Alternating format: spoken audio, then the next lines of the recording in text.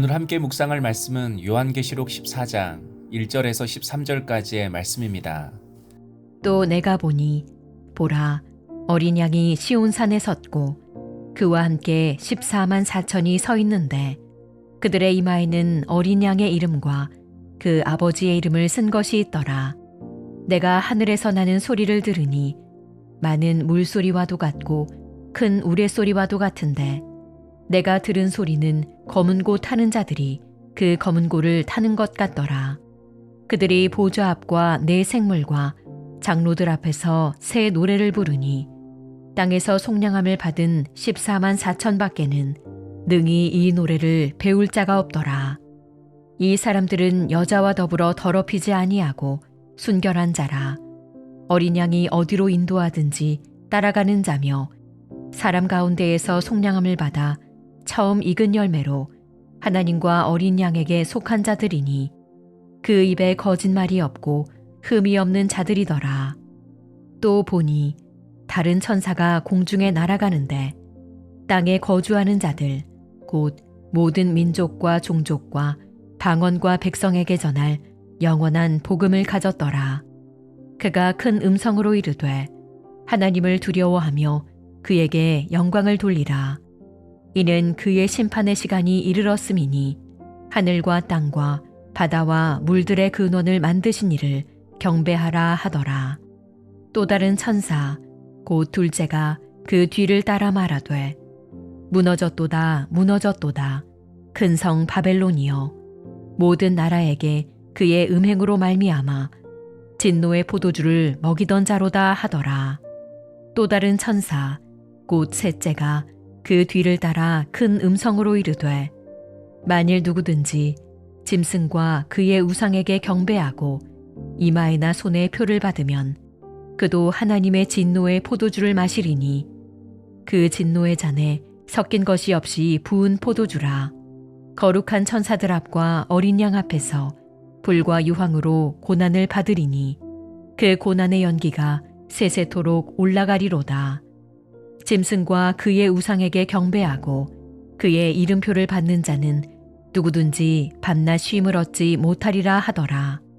성도들의 인내가 여기 있나니 그들은 하나님의 계명과 예수에 대한 믿음을 지키는 자니라. 또 내가 들으니 하늘에서 음성이 나서 이르되 기록하라. 지금 이후로 주 안에서 죽는 자들은 복이 있도다 하시매 성령이 이르시되 그러하다. 그들이 수고를 그치고 쉬리니 이는 그들의 행한 일이 따름이라 하시더라. 마지막 시대의 하나님은 두 증인을 통해서 하나님 나라를 이루어 가십니다. 반복해서 말씀드리지만 두 증인은 바로 교회와 성도를 말합니다.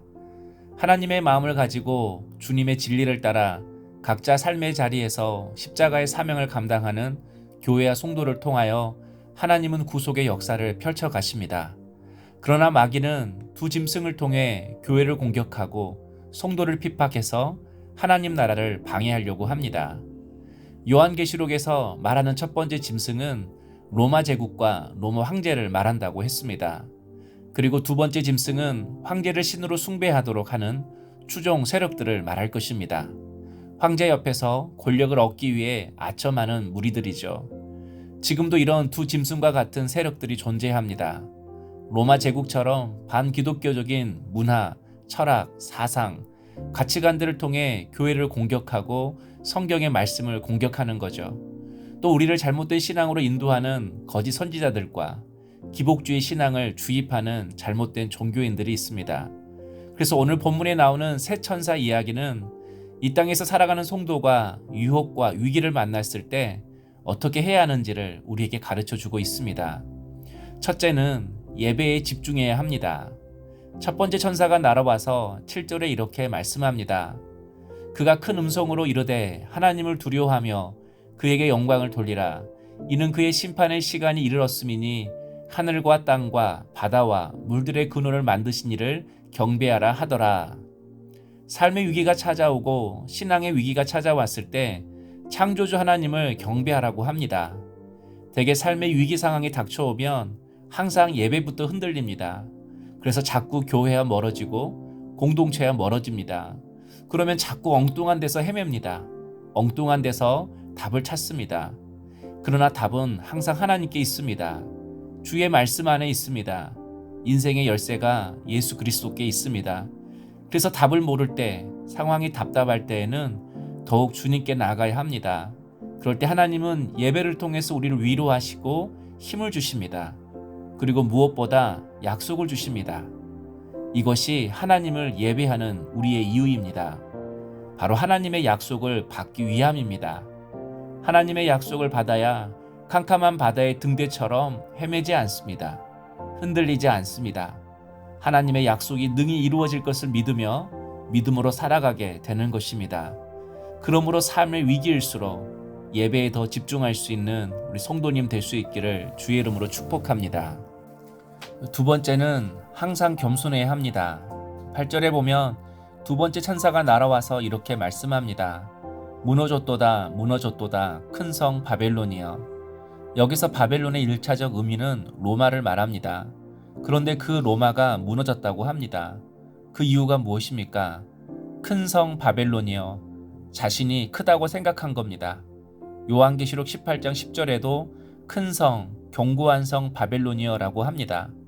자신이 견고하다고 생각하니까, 크다고 생각하니까 이렇게 무너진 겁니다.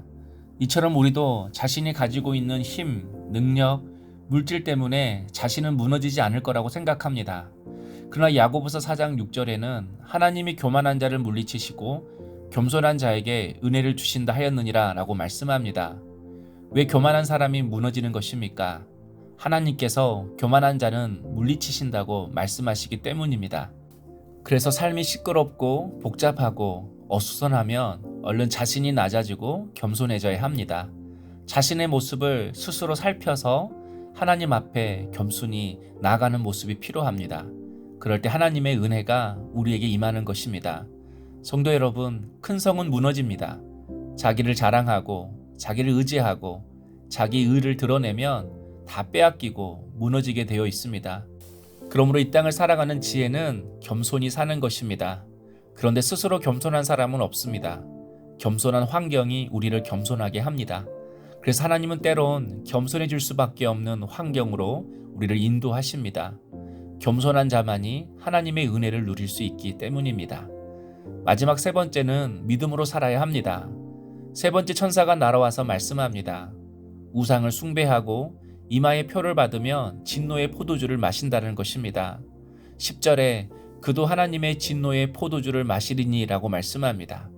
세상 유혹 시험에 넘어져서 우상을 숭배하고 세상을 따르고 자기를 의지하며 교만하게 살아가는 자는 결국 하나님의 심판이 있다는 것입니다. 그게 무슨 심판입니까? 11절에 쉼이 얻지 못하리라 라고 말씀합니다. 바로 쉼을 얻지 못하고 이 땅을 살아가는 것입니다. 항상 돈 때문에, 건강 때문에, 이런저런 문제 때문에 불안하며 살아가는 것입니다.